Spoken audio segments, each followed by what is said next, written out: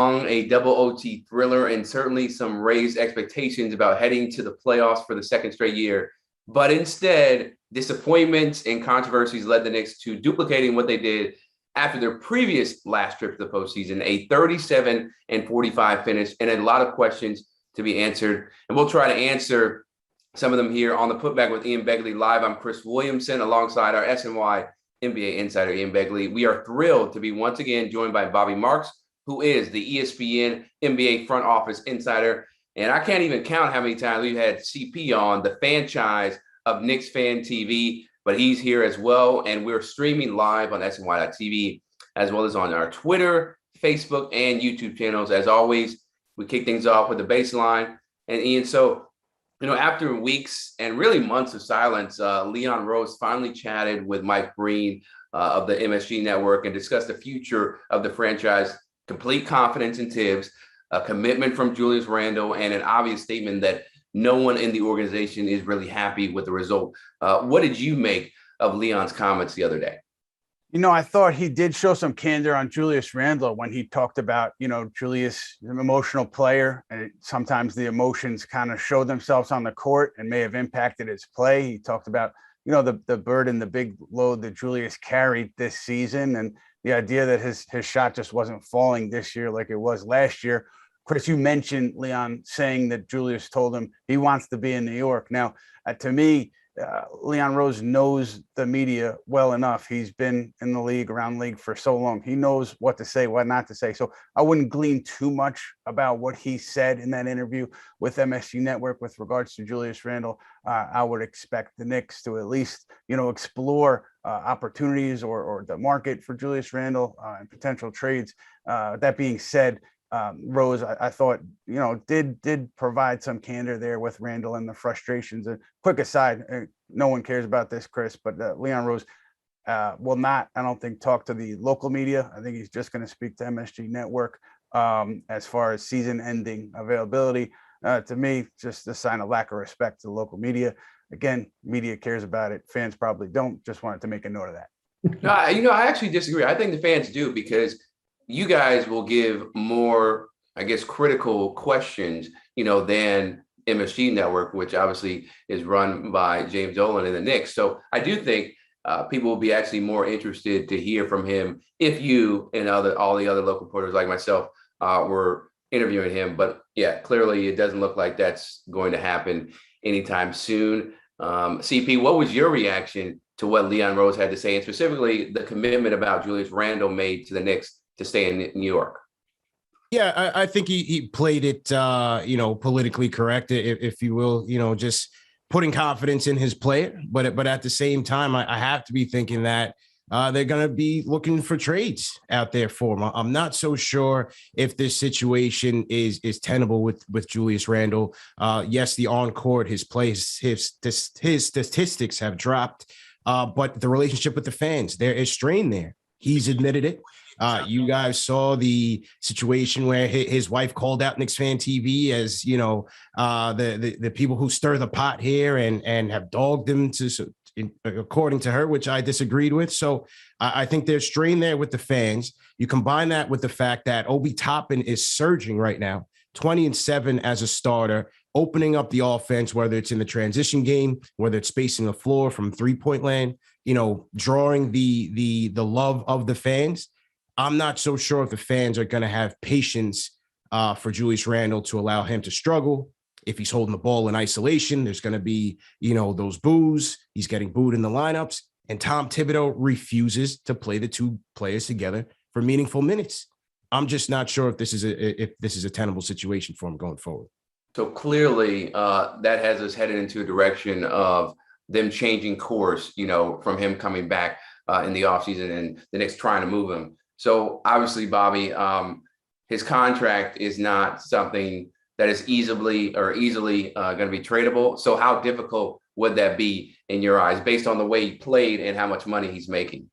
Yeah, I mean, I think if your teams you're looking at was last year kind of an outlier as far as the 2021 season, or I think this year is probably more like what he's done in the past prior to the All NBA year, right? You look at his numbers whether it be from three. It's comparable to where he was in LA and in New Orleans. So so that would be my big question. You're inheriting 4 years, over $100 million.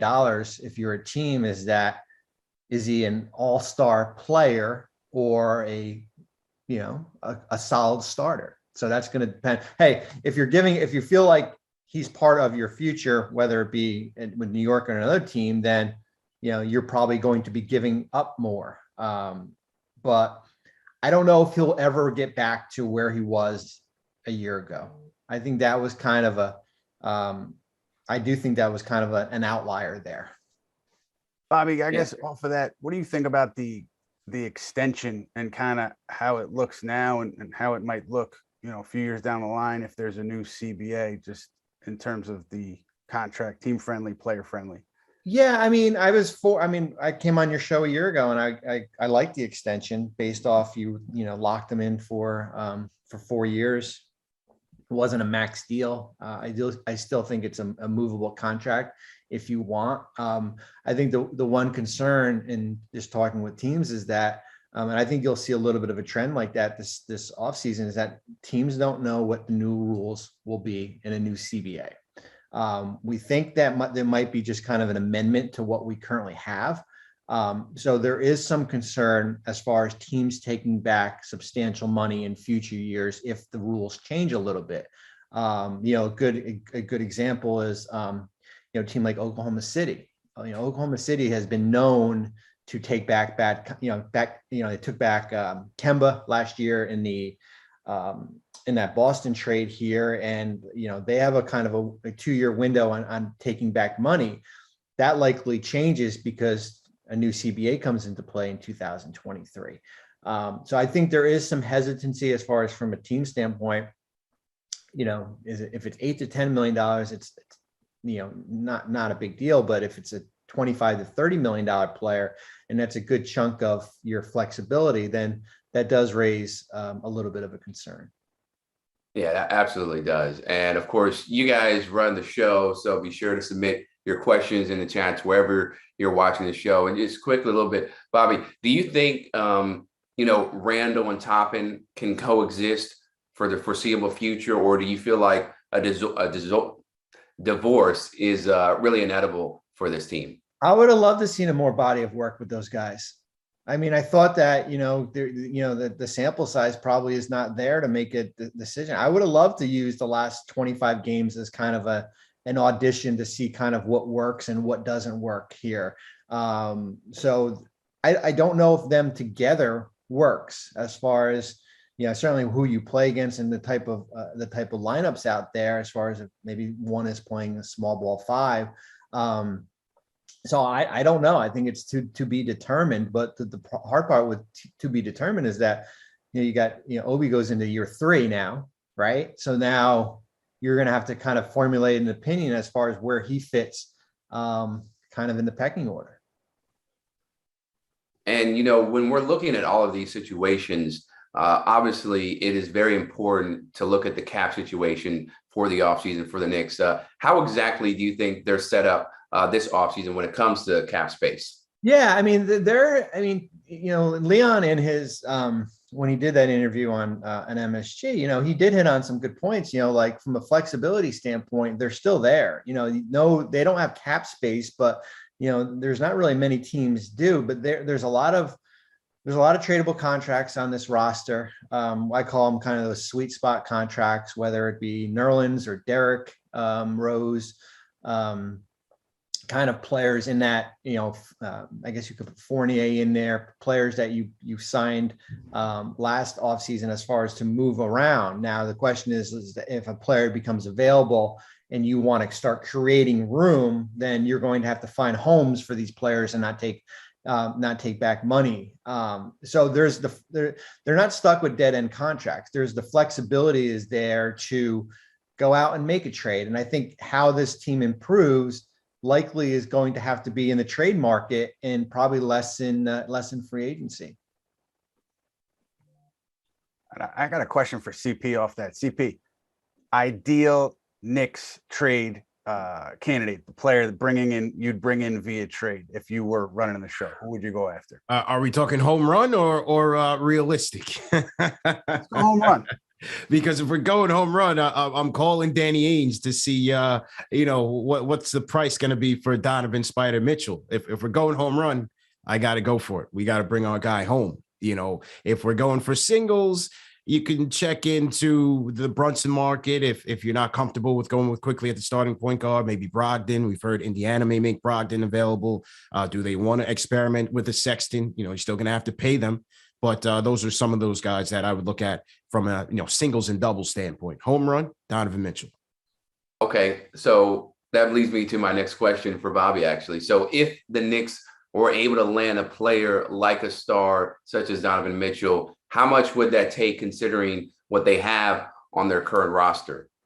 Everything. I mean, I think Donovan's in a unique situation, and Chris, he makes a good point, because what's going to happen here, guys, in the next couple of weeks is that there's going to be a team or teams who think they are a lot better than they are and will lose in the first round here.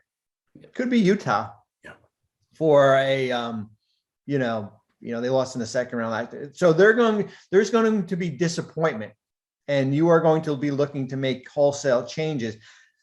Would Utah do that with Donovan? I would say probably highly unlikely, but those are situations that you have to monitor, right? I mean, that's just kind of the nature of the beast here. And so if you're in New York, I mean, players like that they don't come around very often. So you basically just say, like, take whatever you want. Like, you got a guy that's under contract for after this year 4 more years. Like, that's extremely rare here. So that's a unique situation. I think the Brunson situation is interesting just because he's unrestricted, but you don't have the room to go out and get him.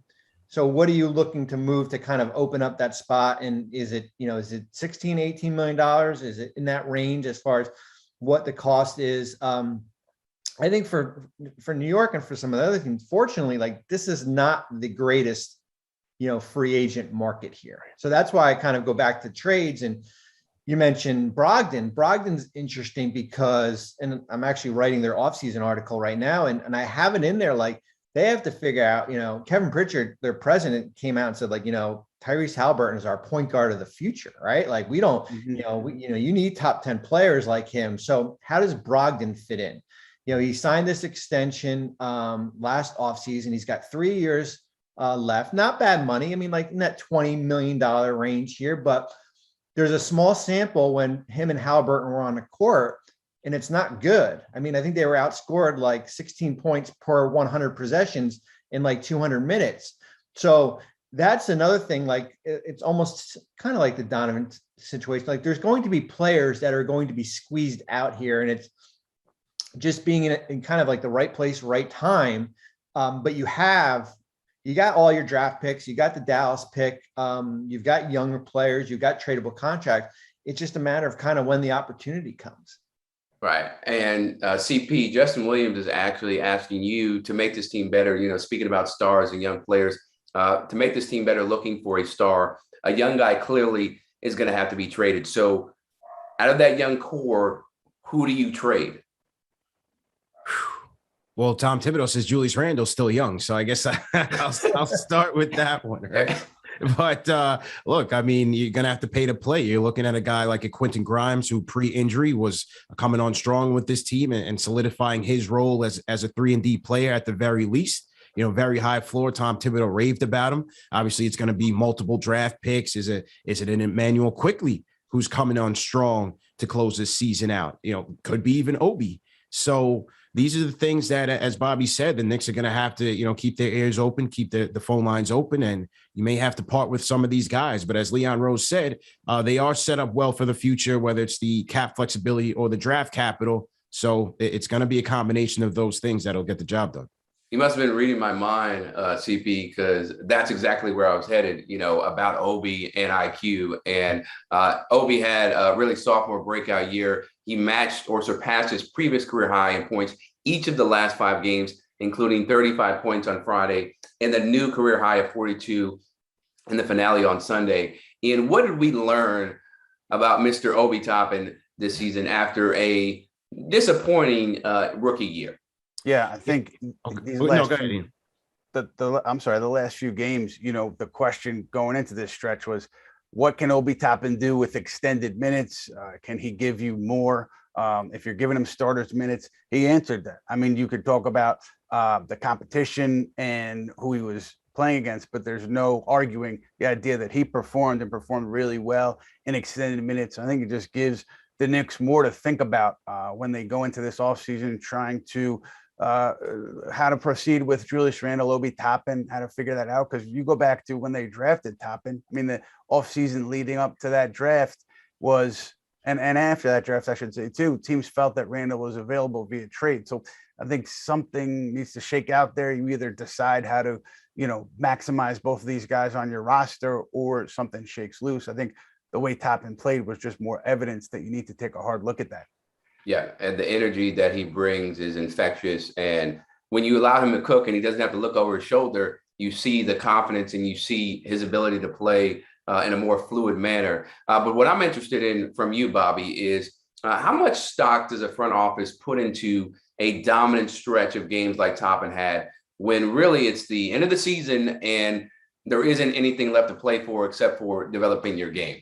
I think the big thing is that, I mean, they weren't playing for a playing spot, but putting them in positions when games mean something, whether it be games that, are close, right? Competitive games, not just kind of playing out the string and you're playing in kind of blowout type games. So, whether it be the Nets game, last week, or, maybe Washington, or some of these other Detroit, some of these other games where you want to put them in positions at the end of the fourth quarter or down the stretch to see how they react to different things that they weren't in maybe earlier in the year. So that, I think that's part of it's kind of almost like, you got to be careful when you evaluate prospects, like just in the NCAA tournament, right? Right. Like a sample stretch of games, but that is part of the overall evaluation here. So I do think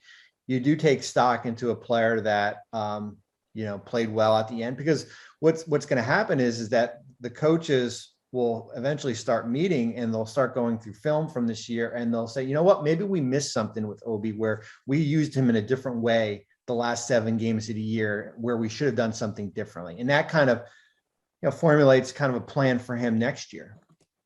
Right. And, not only has his stock risen, but also Immanuel Quickley as well. He was fantastic the other night.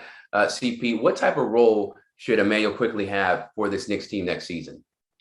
Yeah, well, what I would say is I think despite this season being a disappointment, the way that we track this team, especially on my show, we start from, the summer league preseason, and the spotlight was on them in the summer league as a second-year guys, as quote unquote the vets on that summer league team, but also to see how they would develop as players throughout the year.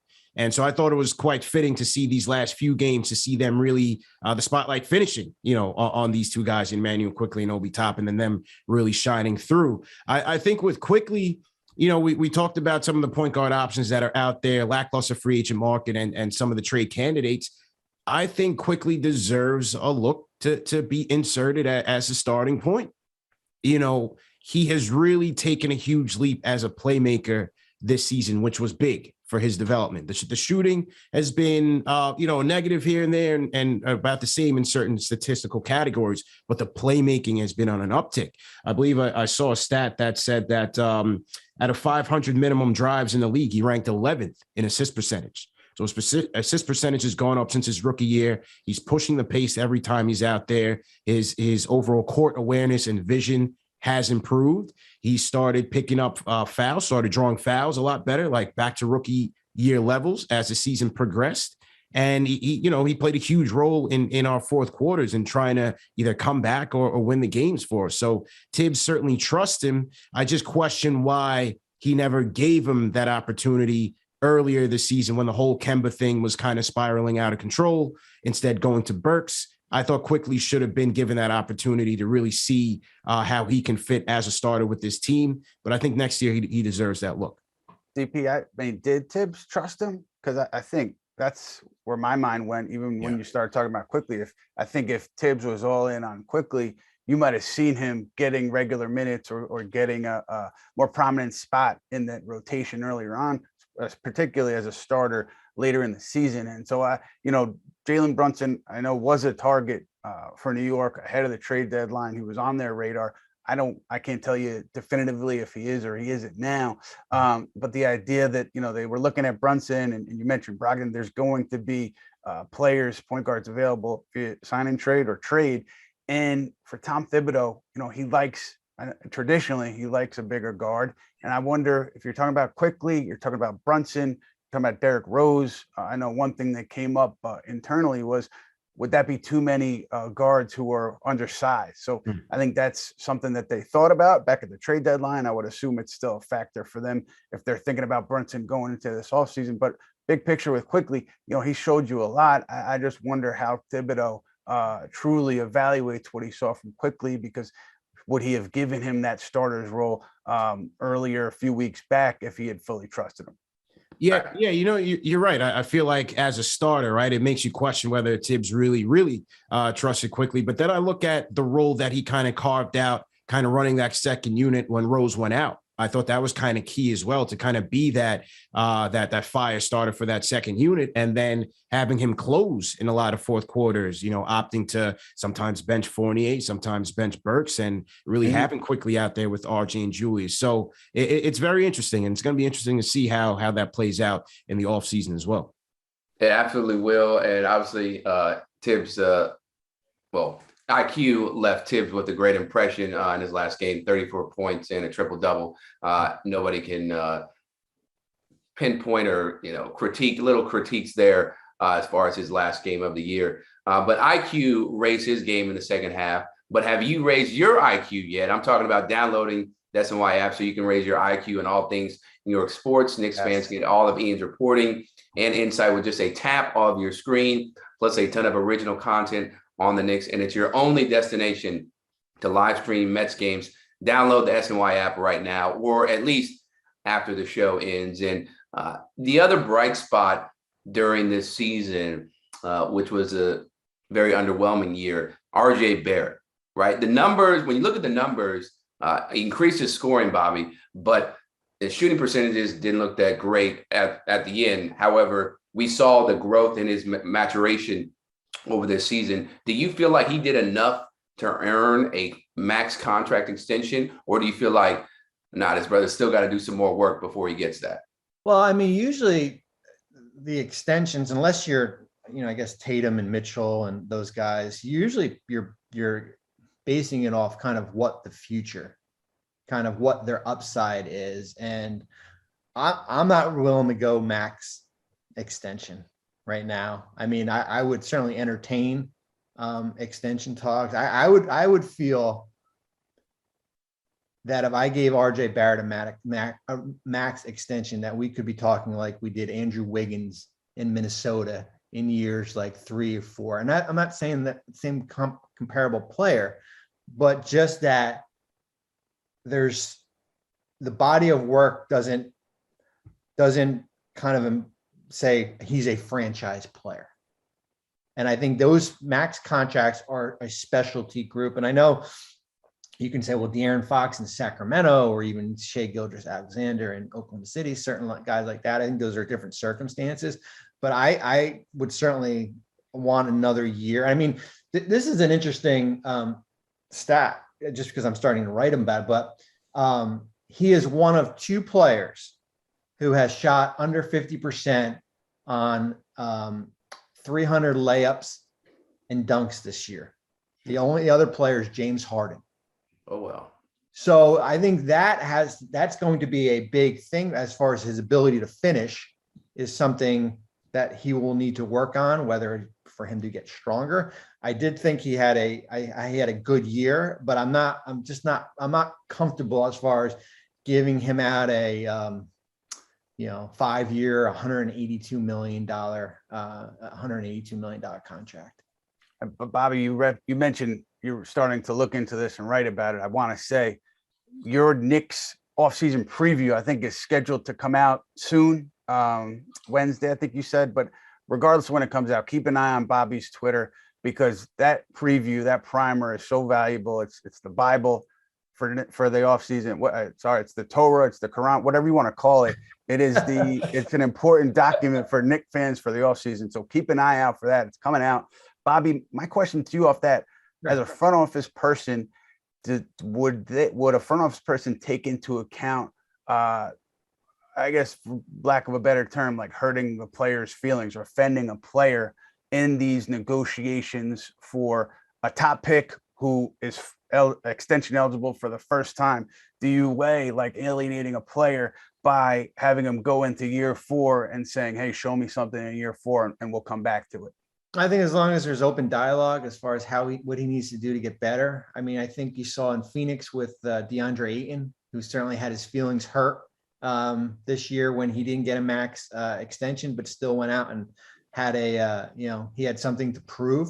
I think it kind of can work that way, where it incentivizes a player saying like, I need to get better, or I need to do things differently because this is how the organization views me. Because if you go in and you pout and you have a chip on your shoulder, it's only hurting you, whether it be in New York or for the other 29 teams that might have interest in you. Extensions, I always say rookie extensions are the hardest things to negotiate from a player and agent perspective, because you're only competing against the clock, right? You're only competing against the day before the start of the regular season as far as a deadline. There's no teams out there with cap space that's going to come in on an offer sheet. And if you don't get, I was writing this about Keldon Johnson from the Spurs.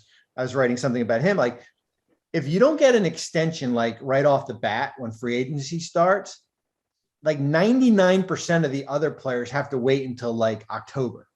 Like the history shows you that if you're not a max player, that you're going to have to wait, and you're going to have to wait a while here. So I think that will give you if there's nothing happens with RJ in the first week of July, I think we could be in a holding pattern for a while until we get closer to the deadline. But it's very rare that, I think we saw Pascal Siakam a couple years ago, that players get max deals right before the season. But I wouldn't think he would, begrudge the organization, because I think it's just a sign that, hey, this is kind of where we see you and this is what you need to get better at. And there will be a contract waiting for you if you accomplish these things.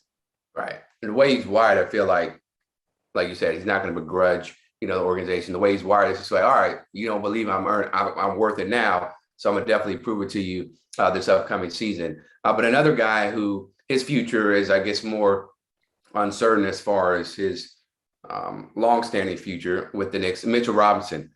CP, should the Knicks make an effort to bring back Mitchell Robinson? Because when he's healthy, we've seen how effective and dominant he can be in the post. But the problem is, you always feel like he's one step or two steps away from hurting another body part.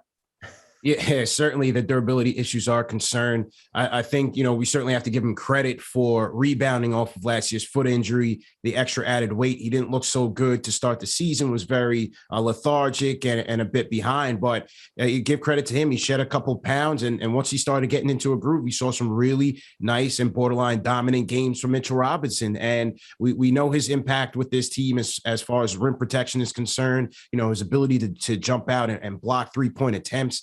The one block that he had on Kevin Durant was, I don't think anybody in the league has ever accomplished such things. So we know his abilities on the defensive end. He gives the team an extra lift in terms of his offensive rebounding potential, and then the putbacks as well. Certainly needs to work on his free throw shooting, but he's going to test the open market.